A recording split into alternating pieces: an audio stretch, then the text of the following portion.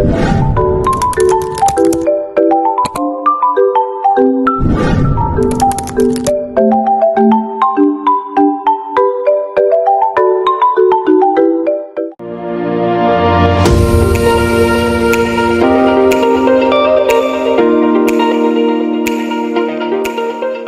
to Biodiversity Diaries, where we bring you closer to Malaysia's most fascinating creatures. Today, we are here at the National Zoo to show you our main characters for today, the Malayan tapirs.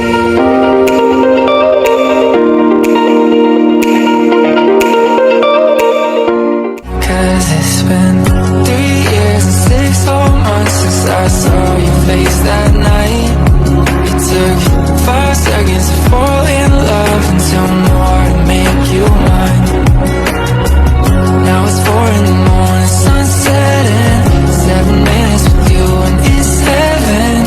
Ain't an hour that rolls by, I love you 24/7, 365. I share. Scientifically known as Tapir, these cute elephant-like animals are actually related close to rhinoceros and horses, as they share common ancestors with those two familiar animals. One of the most distinctive features of the Malayan tapir is its striking black and white coat. This bold pattern serves as a natural form of camouflage in the moonlit forest, blending the tapir into its surrounding and helping it evade predators like tigers and leopards. However, that's not the case for their young. Malayan tapir cows are born with a coat of spots and stripes that provides them with extra camouflage in the dense rainforest. As they grow older, these markings slowly disappear and they develop the iconic black and white coloration of the adults. And here's something amazing. Despite their bulky appearance, weighing around 300 kilograms, Malayan tapirs are actually excellent swimmers. They often take to the rivers and streams to cool off, escape predators, or even find food. Take a look at that fascinating snout. Much like an elephant's trunk, the Malayan tapir's nose is prehensile, meaning it can grasp and pull objects. It's a tool that helps them forage for leaves, fruits, and even tender shoots from high branches.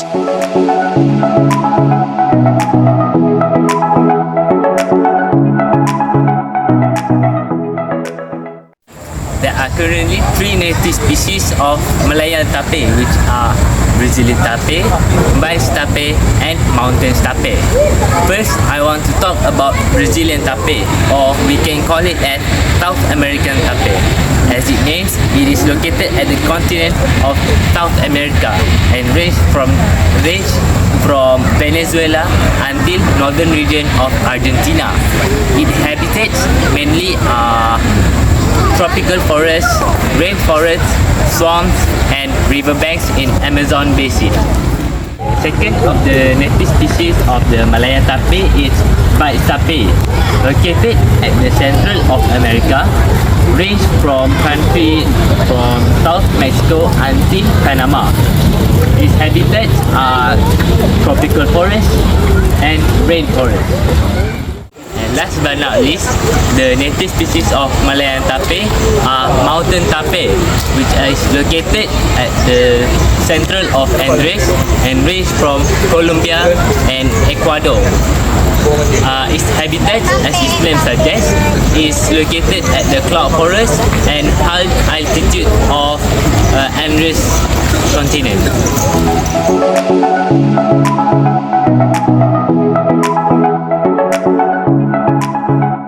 Okay, you guys must be wondering what actually the importance of tapir towards the ecosystem. There are actually 5 contribution of tapir towards the ecosystem.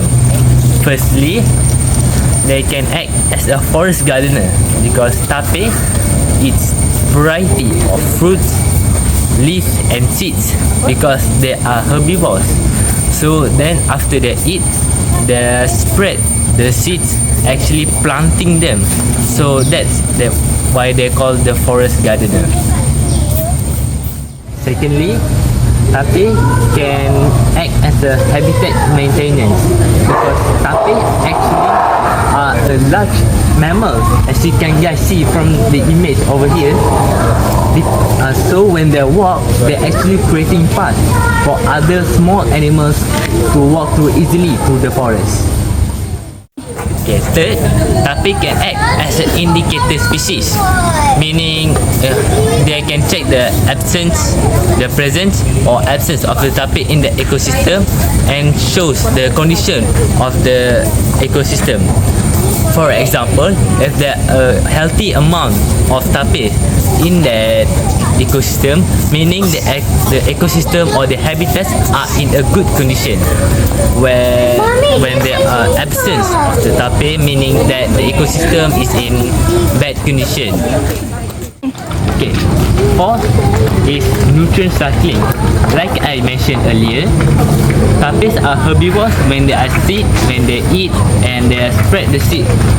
Actually, when they spread the seed, they actually maintain the nutrients of the soil, making the ecosystem have the trees have enough nutrients and make the ecosystem or the forest are in a good condition. Lastly, tapir act as a keystone species.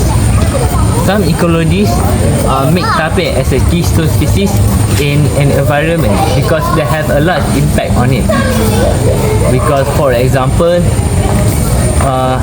when there are absence of tapir in that ecosystem, certain plants might fail to regenerate because there are no tapirs there to spread the seeds of the plants, making the change in the forest structure of the biodiversity.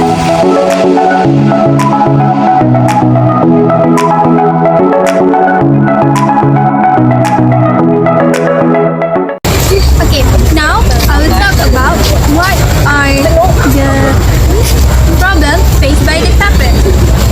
Let me tell you.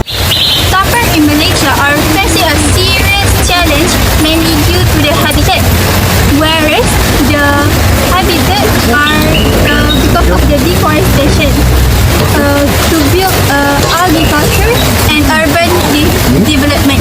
The second point is human infrastructure expand into the forest area. The roads and highway are built in through their habitat, where they intersect and it disrupt their habitat. The road causes the lead to the accident with many tapir hitting by the car. The third point is climate change. Climate change is also affecting their habitat, where the tapir is harder to find food and to survive due to the change in temperature. For the fourth point is, since the tapir are reproduced very slow, usually having only one baby after a long gestation period. As we can see, right down here is 13 months. So it's difficult for the population to recover from the trip.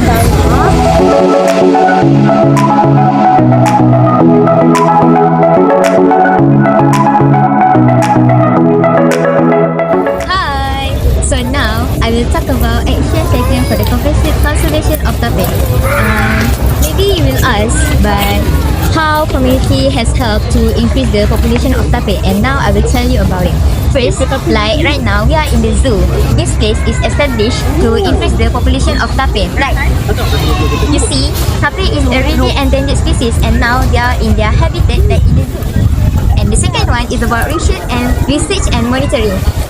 All researchers in Malaysia have always monitored the tapir to increase their knowledge about to improve the conservation of tapir. But this program is not really successful because they still lack of data about tapir.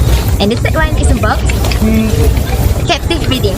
This program is a little bit successful because they have increased the population of tapir. However, the matured tapir is being released into the wild environment, so they have faced a little bit challenge since it's so hard for them to adapt in.